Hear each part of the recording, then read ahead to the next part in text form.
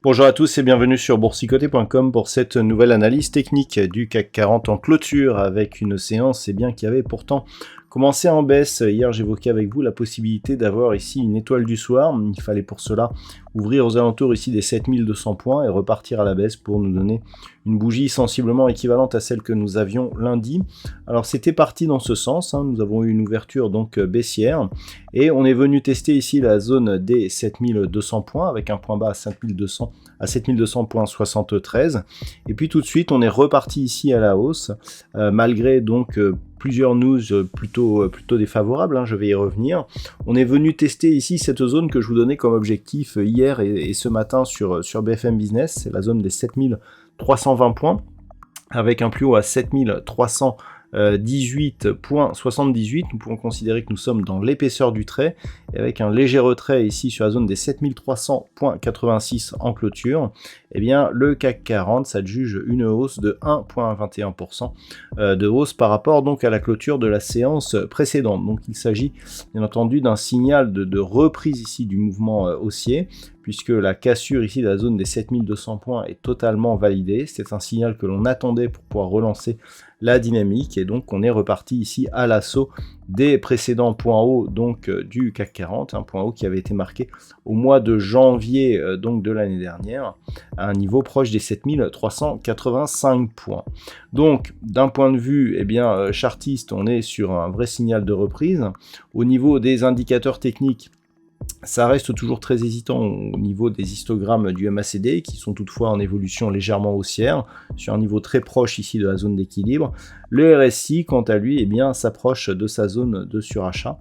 Il va falloir observer si ce RSI parvient ici à rentrer dans cette zone pour valider la continuité de la dynamique haussière actuelle. Une information qui est intéressante, c'est le niveau des volumes. Les volumes, j'attire votre attention là-dessus, ils étaient plutôt inférieurs lorsque nous avions ici des phases de hausse et plutôt supérieurs lorsque l'on avait des phases de baisse. Et bien là, on a des volumes qui sont supérieurs à la moyenne et comparables à ceux que nous avions sur les précédentes phases de baisse. Donc je dirais que c'est un changement intéressant. Il va falloir observer justement l'évolution de ces volumes en cas de reprise d'un mouvement baissier, mais sur cette accélération, il est important d'avoir ici une hausse des volumes qui va dans le sens justement d'une reprise de cette dynamique. Alors, au niveau des valeurs, on retrouve de belles hausses, puisque Carrefour en clôture gagne 8,5% après avoir culminé au-delà des 9%. Kering est à 3,03% sur cette séance. Derrière, nous avons Airbus, Bouygues ou Legrand qui gagne autour de 2,5%.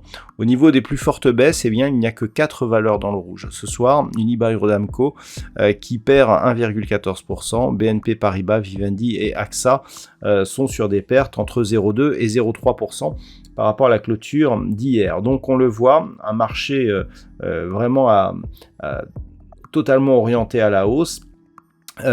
Par rapport justement au contexte, alors c'est assez étonnant, ce matin je mesurais la résilience justement de ce marché qui partait déjà à la hausse, en indiquant que cela allait un peu à l'encontre des news qui sortaient en ce moment, puisque que ce soit au niveau des chiffres macroéconomiques donnés par les chiffres du chômage la semaine dernière, les chiffres de l'inflation hier, ou les dernières déclarations de Christine Lagarde dans l'après-midi, et y compris de certains membres de la Fed, tout va vers finalement une inflation qui pourrait ralentir beaucoup moins vite que prévu et qui pourrait prolonger l'attitude belliqueuse, des banquiers centraux, à savoir un resserrement monétaire qui pourrait se continuer au-delà des attentes.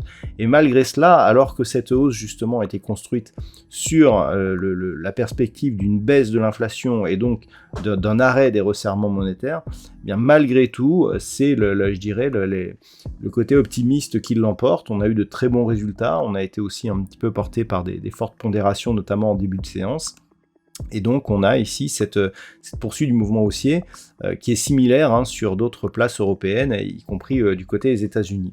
Donc c'est un peu contre-intuitif, malgré tout les signaux techniques sont très positifs, et par rapport justement à cette configuration, eh bien, ce que l'on attend maintenant, c'est un retour donc, sur cette zone des 7380 points, donc résistance qui nous avait été donnée ici par le point haut du mois de janvier de l'année dernière, et donc le record historique du CAC 40. Hein. Si on réintègre les dividendes, je rappelle que nous sommes déjà sur des niveaux historiques, donc sur cet indice. Donc demain, ce qu'il faudra surveiller, c'est une éventuelle poursuite hein, de ce mouvement haussier, l'éventuelle rupture de la zone des 7320 points. Au moment où j'effectue cette analyse, eh bien, ce niveau est en train d'être testé par les futurs, donc il est tout à fait possible même que l'on ouvre sur un gap en fonction de la clôture des futurs américains ce soir.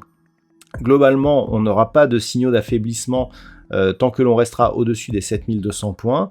Premier niveau de retournement serait une cassure ici de cette zone des 7110-115, cette zone qui a longtemps été ici résistance et qui s'était transformée en support.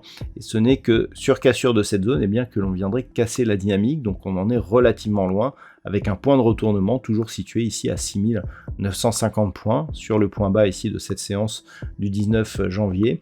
Donc globalement, on peut avoir les lunettes roses pour demain et pour la fin de la semaine. Il faudrait vraiment un gros contretemps et un gros retournement pour venir eh bien, annuler les effets de cette impulsion. Voilà donc ce que l'on peut dire pour ce soir. D'un point de vue statistique, nous sommes encore dans une configuration qui nous donne trop peu d'occurrences pour évaluer une probabilité fiable. On restera donc sur les dernières statistiques qui étaient significatives et qui nous donnaient une probabilité de consolidation. Alors cette consolidation, elle n'est jamais venue, et c'est un petit peu ce que je disais aussi ce matin, c'est que les statistiques nous donnent toujours une probabilité de consolidation, mais qui ne varie pas. Logiquement, plus on monte et plus cette statistique, eh bien, plus cette probabilité augmente. Là, ce n'est pas du tout le cas, et même ce soir, on a trop peu d'occurrences pour étayer, mais c'est toujours le cas. On a toujours une probabilité de consolidation, mais toujours très limitée, et toujours avec une conviction égale que ce que nous avions il y a déjà 2 semaines. Voilà donc ce que l'on peut dire pour ce soir. Demain, il y aura Trading Live à partir de 14 h pour couvrir les chiffres de prix à la production. Et sinon, je vous donne rendez-vous pour toutes les autres analyses techniques du site boursicoté.com.